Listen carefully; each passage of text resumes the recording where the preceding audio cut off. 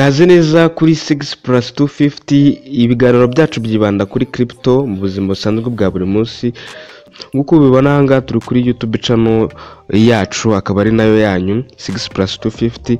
Yisure, numara kwisura ugende ukande subscribe, numara gukanda subscribe uze nkwe amakuru y'ingenzi, nkwereke indi mining cyashya igisohotse aka kanya yitwa SIPEN network, uko wakorera arenga amadolari 500 mu gihe kitarenze uyu mwaka w'ibihumbi 2025. Nta kindi kintu rero uraza kuza gukora, uraza kujya kuri Play Store, urajya kuri Play Store, hanyuma rero uraza kuza kudownloadinga application ngiye kuza kukwereka kugira ngo igufashe kuba wakinjira mu mubare wawe ugomba gutunga amafaranga amadolari 500 mu gihe kitarenze uyu mwaka yuko urangira. Uraza muri Google Play Store, ujye mu ishakiro, hanyuma wandikemo ngo SIPEN network. SIPEN iraza guhitizamo, hanyuma uyikandeho. Uraza kuza guhita uhingukira kuri dashboard imeze uku nguku. Urabona ko ngewe namaze kuyidownloadinga. Urabona ko ikintu usabwa no gukora open. Weho ahangaha handitse download, uraza kuza handitse open, uraza kuza gukanda install. Numara gukanda install, nta kintu uraza kuza gukora, uraza kuza gutegereza gatoya iyi loading, hanyuma yize yiyesitara. Hanyuma nimara kwiyesitara, uraza kuza guhinguka nawe ahantu hameze nk'uko nabikweretse ahangaha handitse ngo open. Nta kindi kintu uraza kuza gukora, uraza kuza ukandeho. Reba intambwe ku ntambwe uko wafungura SIPEN network. Hanyuma rero uraza guhita uhingukira kuri dashboard imeze uku nguku. Baraza kukubwira ngo register. Ahangaha urabugiye kwiyandikisha kugira ngo utangire iyi mining cyashya ifite icyizere, iri kutugaragariza icyizere yuko izaduha amafaranga menshi cyane. Uraza kuza hano gushyiramo email yawe, nanjye reka nyishyiremo,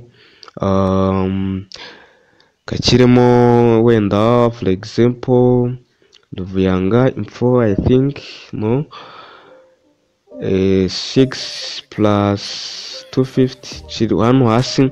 Uhita ushyiramo password. Ugomba gukira password igizwe n'imibare 8. Bivuze ko hagomba kuba harimo inyuguti nkuru, hakabamo inyuguti ntoya, hakabamo akamenyetso, ndetse hakazamo ndetse n'umubare. Nanjye rero ndaza kuza kuyandika, reka nyandike,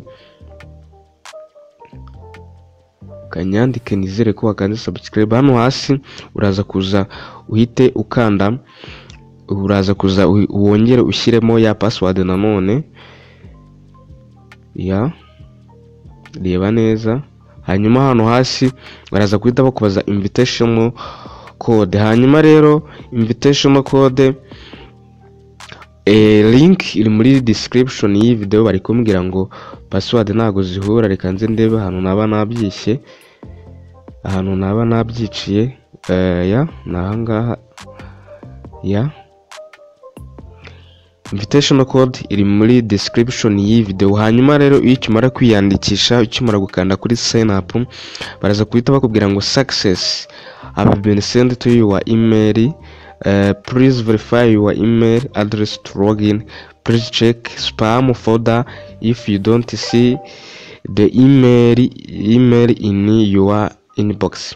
Ari kukubwira ngo ahangaha bakohereje code kuri email yawe, bakakubwira ngo genda ujye winjire muri email yawe, hanyuma urebe ko bakohereje code. Bakongera bakakubwira ngo niba iyo code utayibonye mu butumwa busanzwe, ugende ujye muri spam, uraza kuza guhita uyibonamo. Nta kindi leta nkanda okay. Hanyuma njye kuri email yanjye, Gmail iri hehe, Gmail ngiyi, ngiye kureba ko iyi verification bamaye, nyikandaho. Hanyuma nimara kuyikandaho, biraza guhita birangiye. Hanyuma ndaza guhita nagira mining. Urabona ko na nubwo niriwe njya muri spam, urabona ko bayimaye. Ngiye gukanda kuri hano kuri verify. Ahangaha urabona ko ngiye verify ahangaha, ndetse kuri kuyibona ngiye verify aha. ngiye gukanda kuri verify email. Ahangaha urahita utanga na address bagomba kukoherezaho token zawe. Urumva ko nyine ni ibintu byiza cyane. Iyi mining ni nziza cyane. Urabona ko namaze kuba verified. Ikintu ngiye gukora, ngiye gusubira muri app, hanyuma rero nta kindi ndahita nkora login. Ndaza ndongera nshyiremo ya password ndetse na email yahise ijyanamo, hanyuma checking neza ko email nyanditse neza, kangenzure neza yanyanditse neza, kanyihishe. Hanyuma rero ngande sign in. Nyimara gukanda sign in, baraza guhita bambaza amazina yanjye. Uraza gushyiramo amazina yawe ahura nari kwirangamuntu. Yewe nitwa Iradukunda Aime Justin. Iradukunda Aime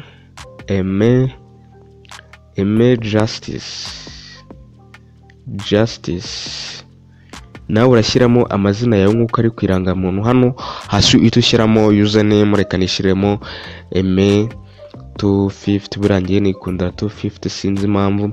Hanyuma uraza guhita uzukanda hano kuri continue, hanyuma byirodinge. Urabona ko bambwiye ngo username yamaze gufatwa.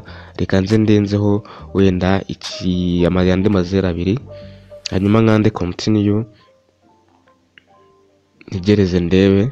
Urabona ko tayari namaze kugeramo ahangaha. Nta kindi kintu, uburyo mining ikorwa rero, uraza ugakanda ahangaha kuri start mining, ugategereza. Ubu mining urabona ko byatangiye kubara ahangaha. Iyo uje ukarebamo hano hasi, urabona ko dufitemo followers, local service, KYC, quest, wallet na leaderboard. Ahangaha turaza kuza kwibanda kuri iyi KYC ndetse n'iyi wallet. Kugera aka kanya ikintu ngiye kukwereka nuko ngiye kukwereka ukuntu wahita utanga wallet. Rero ni ibintu byoroshye cyane.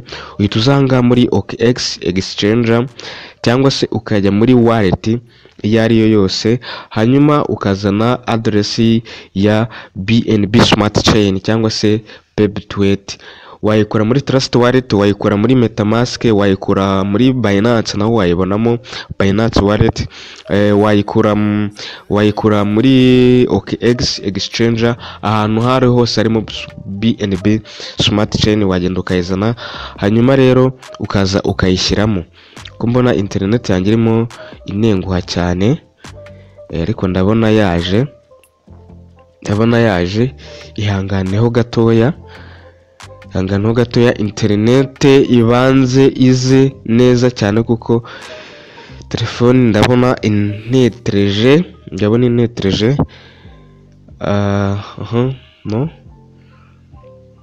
telefone inetreje, ariko nuko nguko rero. Iyo uvuye gutora iyo wallet address, uraza ugahita ukanda hariya kuri wallet, ugahita uyipestingamo. Hano ndaza guhita nkanda kuri receive, ndakanda kuri receive.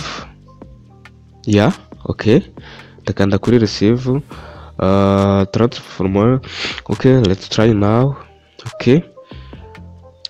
Ndabona bacubije inyuma, telefone iri kunenguha, iri kunetreza, ariko reka nze nkwereke uburyo uhita uza ukayishyiramo. Nkwereke uko uza ukayishyiramo. Ni ibintu byoroshye cyane. Uraza n'ubundi ugakanda hano kuri wallets.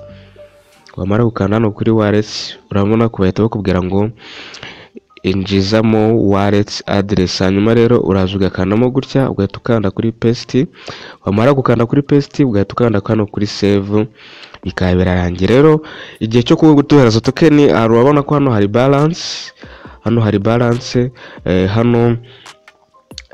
verified, hano hari ink. Ubu ngubu iyi sipen turimo turaminingamo iyitwa ink, niyo turi kuminingamo, kuko iyindi yagiye ku isoko bita Sipen Network. Sipen ubwayo yaduhaye amafaranga menshi kandi afatika ku bantu bayikoze. Hanyuma rero uko wakora KYC, uraza ugakanda hano kuri KYC. condition kugira ngo uhabwe KYC nuko bisabwa kuba umininga buri munsi byibuze ukamara iminsi 5. iyo umaze kumara iminsi 5 uraza ugakanda hano kuri KYC, hanyuma rero bagahita bakubwira ko